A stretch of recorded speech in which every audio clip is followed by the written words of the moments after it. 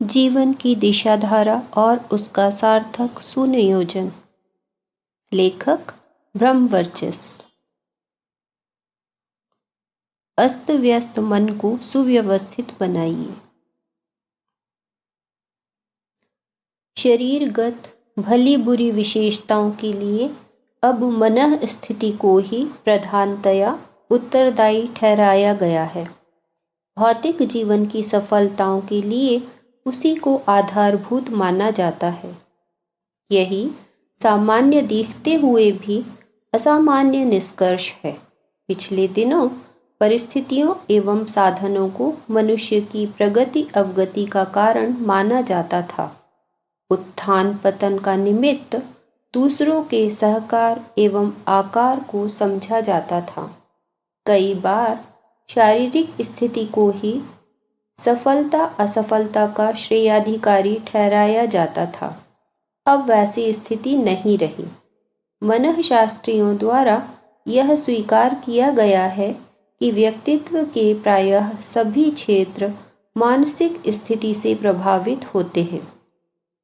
अस्तु, यदि किसी को अपनी गई गुजरी स्थिति को सुधारना है और महत्वपूर्ण प्रगति करनी है तो मुरझाए पेड़ के पत्ते धोने की अपेक्षा उनकी जड़ में पानी लगाना चाहिए।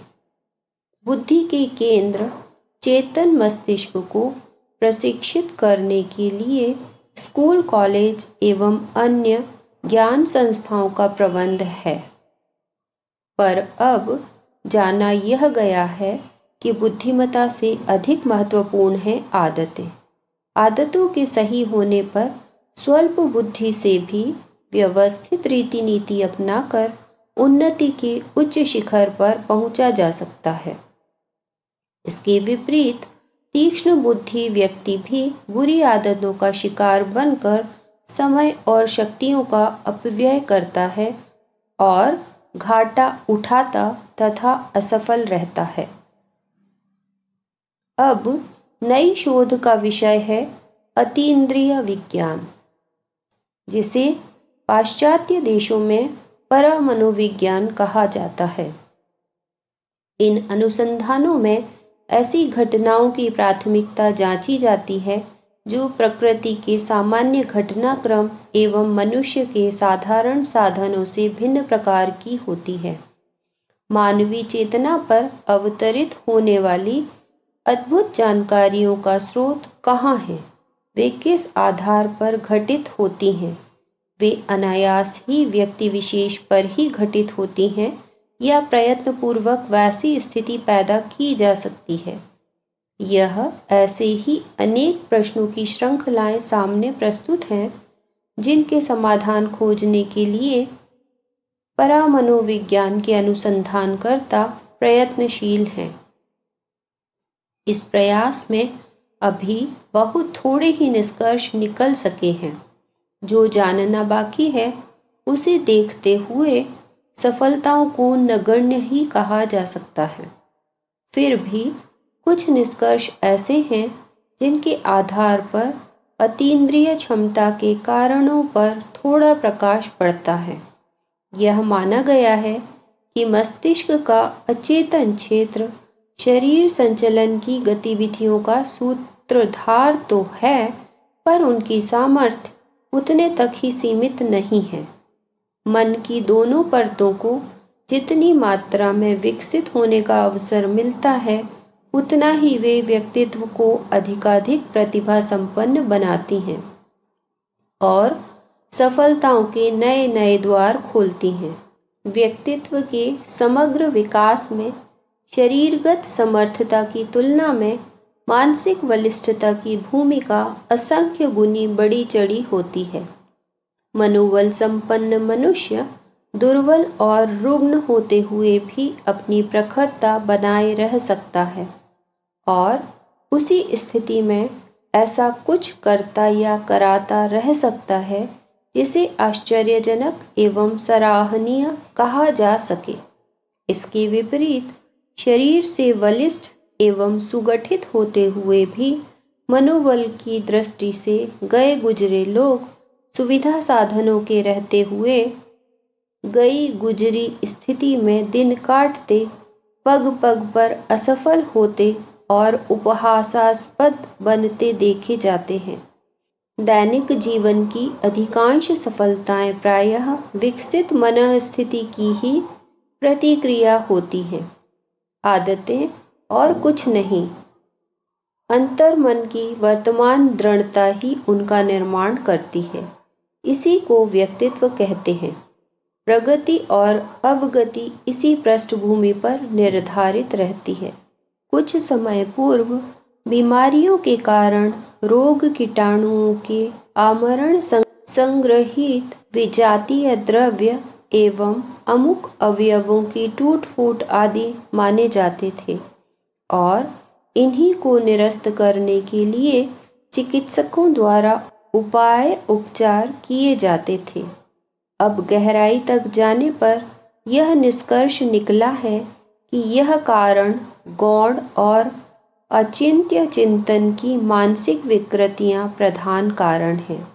अब मनोविकारों को न केवल मस्तिष्कीय रोगों का वरन शारीरिक रोगों का भी सर्वोपरि कारण माना जा रहा है।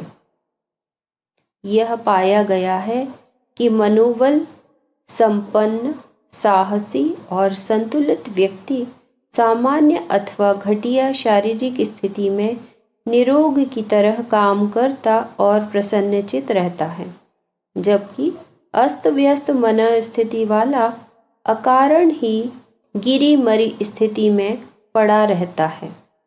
कितने ही दर्द एवं रोग ऐसे होते हैं जिनकी जड़ शरीर में नहीं मन में होती है।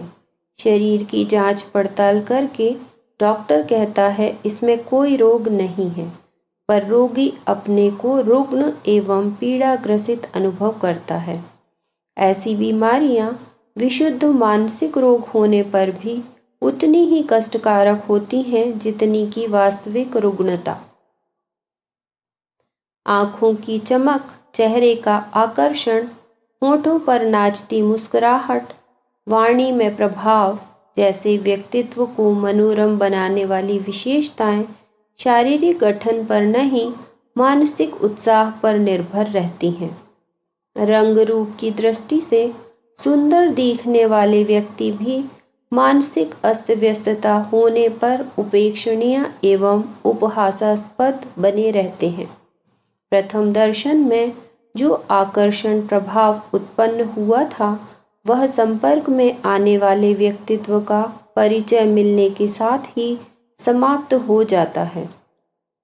इसके विपरीत काले कुरूप मनुष्य भी आंतरिक उत्साह के कारण बड़े तेजस्वी एवं आकर्षक प्रतीत होते हैं। उनकी कल्पना, सूझबूझ, वाणी, आकांक्षा, स्फूर्ति, साहसिकता एवं उमंग देखकर हर किसी को संपर्क में आने की इच्छा होती है। ऐसे लोगों के सानिध्य में हर कोई प्रसन्नता अनुभव करता है। आरोग्य से लेकर आकर्षण तक शरीर की सभी विशेषताएं मनोबल पर निर्भर रहती हैं। सक्रियता से लेकर सफलता तक का सारा क्षेत्र मनः स्थिति से ही प्रभावित पाया जाता है। मनोबल भी यांत्रिक विद्युत की तरह ही एक प्रभावशील तत्व है।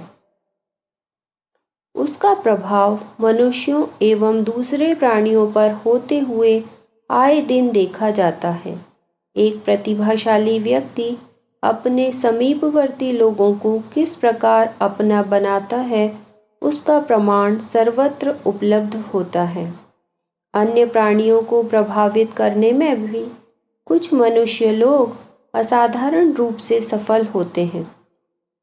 सर्कस में पशुओं के शिक्षक क्रूर प्रकृति के हिंस प्राणियों को भी दुलार फटकार के सहारे प्रशिक्षित करते और उन्हें कठपुतली की तरह नचाते हुए देखे जाते हैं। महावत का कहना हाथी मानता है और मनस्वी घुड़सवार के पीठ पर पहुँचते ही अड़ियल घोड़ा भी सीधा हो जाता है। कितने ही लोग भिन्न प्रकृति के प्राणियों की जन्मजात द्वेष बुद्धि को स्नेह सहयोग से बदल देते हैं। ऋषियों के आश्रमों में सिंह और गाय के साथ रहने की बात सिद्ध है। अभी भी कईयों ने कुत्ते बिल्ली इस प्रकार पाले होते हैं कि वे सहोदर भाई बहन की तरह रहते हैं। इटली का एक किसान अपनी मुर्गियों के फार्म की रखवाली पालतू बिल्लियों से कराता था। कुत्ते और मनुष्यों की मित्रता एवं वफादारी के जो अनेक प्रसंग सुने जाते हैं, उनमें पालने वालों का मानसिक प्रभाव ही प्रधान रूप से काम करता है।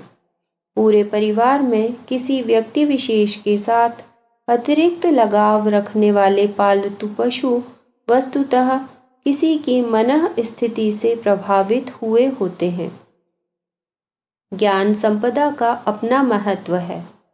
बौद्धिक तीक्ष्णता के लाभ और चमत्कार सर्वविदित हैं, पर यदि आदतों का मूल्यांकन किया जा सके तो प्रतीत होगा कि उनका वजन मस्तिष्क तीक्ष्णता की सम्मिलित उपलब्धियों की तुलना में भी भारी पड़ता है। बुरी आदतें क्षति पहुंचाती हैं, उनकी भरपाई अन्य विशेषताओं से नहीं हो सकती। आलस्य को ही ले, वह देखने में छोटी सी बुराई है, पर उसकी प्रतिक्रिया हर काम को अधूरा, अस्त व्यस्त और अनकिया हुआ पड़ा रहने के रूप में सामने आती है। फलतः सुयोग्य और साधन संपन्न व्यक्ति भी अपनी अकर्मण्यता के कारण पग पग पर असफल होते रहते हैं। ऐसी बहुमूल्य प्रतिभाएं जो बहुत कुछ कर गुजरती थीं और अपनी विशेषताओं के कारण चमत्कार उत्पन्न कर सकती थीं, वे आलस्य और प्रमाद के दलदल में फंसे रहने के कारण अपंग, असमर्थों जैसी दयनीय स्थिति में पड़ी रहीं। इसके विपरीत कर्मनिष्ठ, श्रमशील, नियमित और व्यवस्थित लोग स्वल्प बुद्धि और स्वल्प साधनों की सहायता से ही अभीष्ट प्रयोजनों में तत्परता पूर्वक लगे रहने के कारण उन्नति के उच्च शिखर तक जा पहुँचे। कटु स्वभाव, अधीरता, चटोरापन, नशेबाजी, फिजूल खर्ची जैसी छोटी दिखने वाली आदतें धीरे धीरे जितनी हानि पहुंचा देती हैं, उतनी भयंकर दुर्घटनाएं एवं आकस्मिक विपत्तियां भी नहीं कर सकती। संसार के महामानव परिस्थितियों यशस्वी नहीं हुए हैं और ना साधन ही उन सफलताओं के कारण बने हैं। उस प्रखर मनस्विता ने ही उन्हें आगे बढ़ाया है, जो आदतों के रूप में चिंतन तथा क्रिया पद्धति को उच्च स्तरीय बनाए रही। स्मरण रहे, आदतों का सीधा संबंध अचेतन मन से है। उनका आरंभ भले बुरे चिंतन से अथवा अनुकरण से होता है, पर जब वे जड़ जमा लेती हैं, फिर उन्हें उखाड़ना कठिन हो जाता है। नशेबाजी के संबंध में प्रायः यही होता है। दुष्परिणामों को देखते समझते हुए भी नशेबाज अपनी आदत के सामने एक प्रकार से विवश हो जाता है और छोड़ने की जल्पना करने पर भी कुछ बन नहीं पड़ता। आर्थिक, शारीरिक, मानसिक, पारिवारिक एवं समाज सम्मान की अपार क्षति सहन करते हुए वह दम तो तोड़ देता है, पर उस आदत से पिंड छुड़ाने में अपने को असमर्थ पाता है। यही बात अन्यान्य भली बुरी आदतों के बारे में भी कही जा सकती है। हल्की फुल्की हो तो बात अलग है, अन्यथा स्वभाव का अंग बन जाने वाली, गहरी जड़ें जमा लेने वाली आदतें व्यक्तित्व का अंग बन जाती और प्रगति अवगति का महत्वपूर्ण कारण सिद्ध होती हैं। आदतों का केंद्र अचेतन मन है। उस क्षेत्र को यूं सामान्य दृष्टि से उपेक्षित माना जाता है, पर वस्तुतः उसकी गरिमा बुद्धि संस्थान से भी अधिक बड़ी चढ़ी है। विचार तो आदमी क्षण भर में बदल सकता है, पर स्वभाव का बनाना या बदलना उतना सरल नहीं है। चिंतन का ढर्रा, इच्छाओं का रुझान, विश्वासों का गठन, अभ्यास का पुनरावर्तन जैसे तत्व ही मिलकर स्वभाव का सृजन करते हैं और उसी को व्यक्तित्व के साथ में प्रस्फुटित होते देखते हैं। इस प्रकार अचेतन मन ही वस्तुतः सारे जीवन पर छाया हुआ मिलता है। आदतें तो अचेतन मन में रहती हैं, पर उन्हें पूरी करने के लिए योजना बनाना, व्यवस्था करना एवं समर्थ तर्क गणना, प्रमाण ढूंढना चेतन मन का काम है। समझने की सुविधा के लिए यह चेतन अचेतन का विभाजन है। वस्तुतः वह एक ही मनः तत्व की दोहरी क्रिया पद्धति है। एक ही व्यक्ति विद्वान और पहलवान, चित्रकार और साहित्यकार बनता और नर्तक हो सकता है। देखने में यह क्रियाएं एक दूसरे से असंबद्ध लगती हैं, पर पेड़ में फूल और फल आने की तरह यह दोहरी प्रक्रिया आसानी से चलती रह सकती है। मन वस्तुतः एक है। उसे स्थूल शरीर की सूक्ष्म संचालक शक्ति कह सकते हैं और समझने की सुविधा के लिए बिजली तथा मशीन के सहयोग से चलने वाली फैक्ट्री का उदाहरण दे सकते हैं। शरीर को मशीन और मन को बिजली कहा जाए तो यह उदाहरण ठीक ही होगा। मन के दो भाग हैं, एक अचेतन, दूसरा चेतन। अचेतन का काम आकुंचन, प्रकुंचन, श्वास प्रश्वास, निमेष उन्मेष, पाचन विसर्जन, क्षुधा पिपासा, निद्रा जागृति जैसी व्यवस्थाएं जुटाते रहना होता है।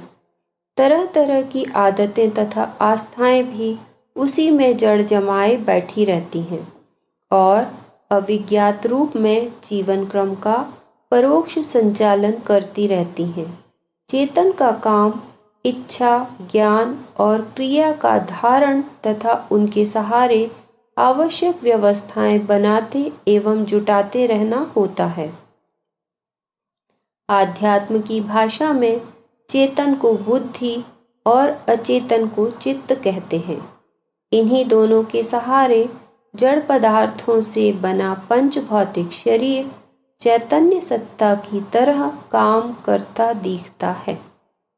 यूं शरीर यात्रा के लिए भी प्राण चेतन को बहुत कुछ उपलब्धियां ब्रह्मांड चेतना से ही मिलती हैं, किंतु जब आत्मिक प्रगति की चेतना की परिष्कृत एवं प्रखरता की बात आती है, तब तो उस ब्रह्मांड शक्ति सागर का ब्रह्म संबंध का अधिक सघन संबंध चल पड़ता है। सामान्य शरीर यात्रा प्रकृति की स्वसंचालित विधि व्यवस्था के सहारे ही चलती रहती है। उसके लिए व्यवहारिक प्रशिक्षण, समाज संपर्क एवं स्कूली अध्ययन से काम चल जाता है, पर आत्मिक प्रगति की चेतनात्मक प्रखरता की आवश्यकता अतिरिक्त रूप से साधना प्रयास करने पर ही संभव होती है। योगाभ्यास एवं तपश्चर्या की सारी विधि व्यवस्था इसी प्रयोजन के लिए विनिर्मित हुई है। कभी कभी ऐसे अपवाद भी देखे जाते हैं कि बिना किसी साधना के चेतना का असाधारण विकास पाया गया है, पर यह अनायास दिखते हुए भी वस्तुतः पूर्व जन्मों की संग्रहित संपदा होती। अचेतन का परिष्कार ही आध्यात्म भाषा में आत्मनिर्माण, आत्म साक्षात्कार, आत्मबोध, आत्मोद्धार आदि नामों से पुकारा जाता है। सुसंस्कृत और अधःपतित मनुष्य में स्थूल दृष्टि से कोई बड़ा अंतर नहीं होता। उनके शारीरिक अवयव एवं ज्ञात कौशल आदि में बहुत कुछ समानता रहते हुए भी प्रकृति में जमीन आसमान जैसा अंतर पाया जाता है। इन्हीं कारणों से उन्हें निंदा प्रशंसा का, सफलता असफलता का भागी बनना पड़ता है। आध्यात्म विज्ञान की यदि तात्विक समीक्षा की जाए तो प्रतीत होगा कि यह हमारी प्रतिस्थापना और घेराबंदी अचेतन की पशु वृत्तियों से ऊंचा उठाकर मानवता की उच्च स्तरीय संस्कारिता में बदलने के लिए खड़ी की गई है। तत्वदर्शन के आधार पर जिस दृष्टिकोण को आस्थाओं के रूप में हृदयगम किए जाने पर जोर दिया गया है, वे अचेतन की दिशाधारा को परिष्कृत करने का उद्देश्य लेकर ही प्रतिस्थापित की गई हैं।